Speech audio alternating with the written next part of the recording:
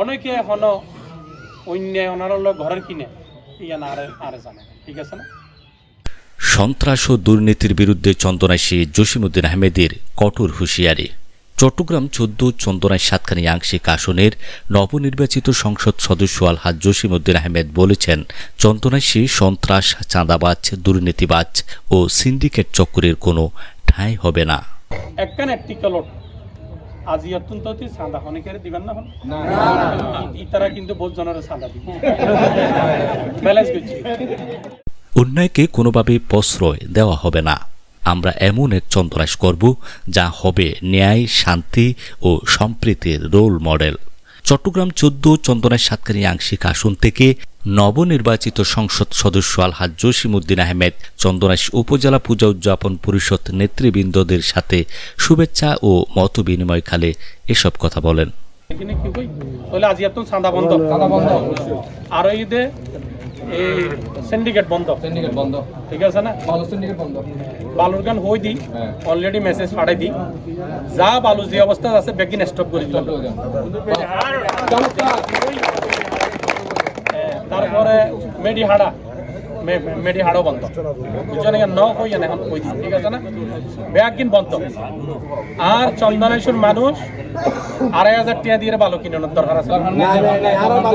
Syndicate করি ২,৫০০ ৩,০০০ টাকা বলে গাড়ি নামমাত্রা গভর্নমেন্ট আয় গভর্নমেন্ট ফি জিবে গভর্নমেন্টের ইয়ে আছে ইবে তো দিয়ন করিবে, ঠিক আছে না? ইবে দিয়ানোর পরে এই যে সিন্ডিকেট মেন্ডিকেট ইন তো বেগিন বন্ধ। ই জি সিন্ডিকেট ফর ইমেজি দরিবে বাঁধিয়ে রে প্রশাসনের বুঝে থেকে নাকি ওই বেগিন বন্ধ এন্ড কোনো অন্য হাম এই চট্টগ্রাম ১৪ মধ্যে অন্য হাম চলি না।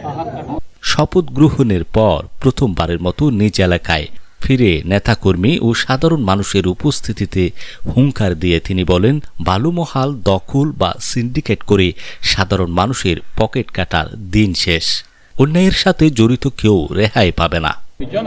সন্ত্রাসী হলো ক্লিয়ার মেসেজ পাইয়ে আর এন্ড তো হনে স্থান নাই আছে না? নাই আর হনে কিনিত পারিব না নাকি পারিব আর ইন আর ডট আর বুঝাইতে আলি এন্ড ওয়ারি তারস্ট তিনি আরো বলেন, চট্টগ্রাম ১৪ আসনে হিন্দু, মুসলিম, বৌদ্ধ ও খ্রিস্টান সব সম্প্রদায়ের সমান অধিকার রয়েছে। আমরা সবাই মিলে একতাবদ্ধ হয়ে এলাকার উন্নয়নে কাজ করব। যারা ন্যায় বিচার করে প্রতিটি কমিটির আই এই অনারার সম্প্রদায়ের ইনভলভ করছে। প্রতিটি ইউনিয়ন থাকিবেন সঠিক বিচার করে দিবেন, অবশ্যই ঠিক আছে না? সৎ বিচার, ঠিক আছে, হক বিচার জিয়ানে মানুষ উপকার পাইবে। এই দুনিয়া কেয়ার চিরস্থায়ী না, বেগুন তো জন্ম করিব না, তাহলে আর হক পাবে ইয়ান তাকান আমানত নাকি ইয়ান হক পাবে যদি আর হাজ করি তাহলে এই চন্দনাইশ্বর অনেক উন্নতি হবে নাকি এমদে আমি হাজ করিবার লাগছি আর হাজ করিবার পরামর্শ দিবেন। আর ওনারা বললাম যে ওই যে ওনারার সম্প্রদায় অনার সিভিল যদি এমদের চন্দনাইশ্বর থানা লয়ার আছে, একজনক দুইজনক তিনজনক কোনো সমস্যা না, আল্লাহখানা ইমিডিয়েটলি পাইলে রাতেও যোগাযোগ করতে হবে। মুষ্টিমেয় কিছু খারাপ লোক সমাজকে কলুষিত করছে। তারা যদি নিজেদের সংশোধন না করে তবে তাদের এই এলাকা থেকে বিতাড়িত করা হবে। গত ২০ ফেব্রুয়ারি বিকালে এমপি মহোদয়ের জোয়ারা গ্রামের বাড়িতে মতবিনিময় সভা অনুষ্ঠিত হয়।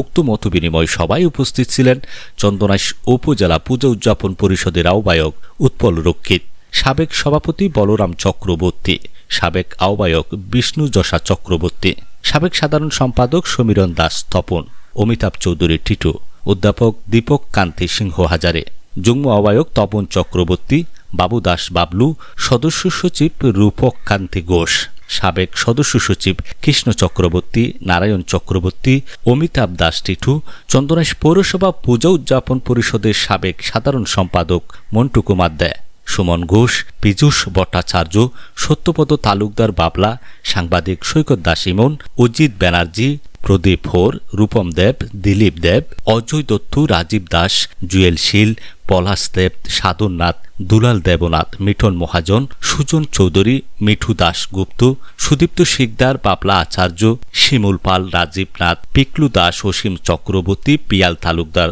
গৌতম দাস, রাজীব জলদাস, পলাশ দেবনাথ, প্রদীপ চক্রবর্তী, নয়ন দাস, জুয়েল বৌদ্ধসহ সকল পৌরসভা, ইউনিয়ন ও বিভিন্ন মন্দির হতে আগত নেতৃবৃন্দ উপস্থিত ছিলেন।